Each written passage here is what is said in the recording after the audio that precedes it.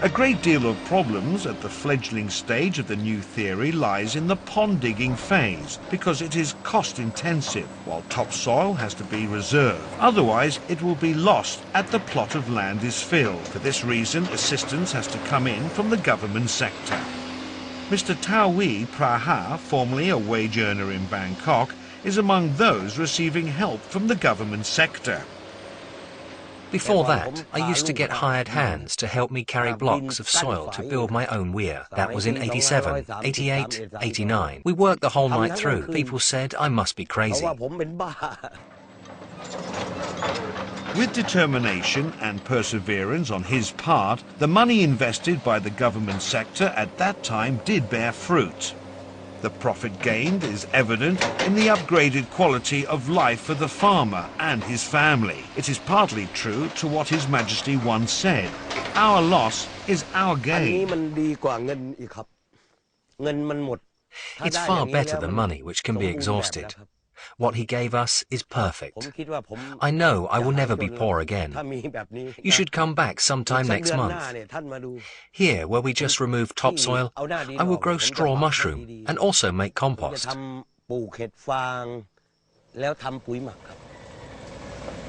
In calculating the appropriate dimensions of the pond to store rainwater, a few variables will have to be taken into consideration.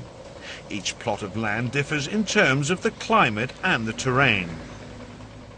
Suppose you live in Nonthaburi. 10% for farm pond will suffice because there's plenty of water in Nonthaburi and you can set aside more space for cultivation. That in turn will generate higher income. But if you live in Pimai and your farms are based on the new theory concept, even 30% will not be enough. The whole of the northeast is arid. The period of zero rainfall can last up to 6 or 7 months, so you'd better set aside 40 to 50%.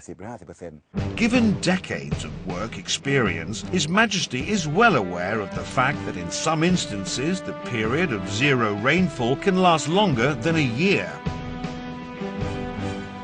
To have a farm pond in their own plot of land does not ensure a risk-free resolution. The comprehensive royal-initiated new theory, therefore, calls for at least 2 larger-sized water resources, which will feed the small-sized farm pond. Water for farming based on the new theory approached on 4,600 rai plot of land in Khao Wong Kalasin is supplied by Upper Lam Payang Reservoir under a royal-initiated project. With the expansion of cultivation, His Majesty initiated a project to deliver excess water from Huai Pai Reservoir in Mukdahan, which had not been fully utilized, to cultivate a 12,000 rai plot of land more in Kalasin.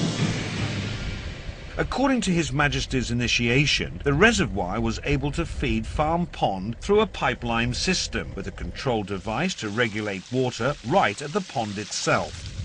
To facilitate cultivation in the vicinity of Wat Mongkon, Chai Patana, Saraburi Province, His Majesty initiated a project to build the medium-sized Hue Hin Khao Reservoir to feed farm ponds in the area, while Hue Hin Khao Reservoir is fed in turn by a large reservoir at the Ba Sak Jolasid Dam. The project thus provides a double immunity system.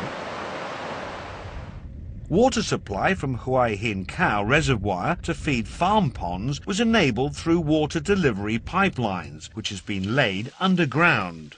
Suppose an irrigation canal were to pass through your plot of land. It would cover roughly 1/3 of your land. You would earn no profits, having only the remaining 2/3. But if you owned a 20 rai plot of land, you wouldn't be much disturbed. His Majesty's initiation has sidestepped these issues completely. With the water pipelines in the ground, the problems no longer existed. Although the theory of pond digging between rows of crop has long been the common practice, the new theory was formulated out of His Majesty's calculations, which took into account the size of water supply for each crop, the rate of evaporation, which should be corresponding to that of water to be replenished by medium and large-sized reservoirs.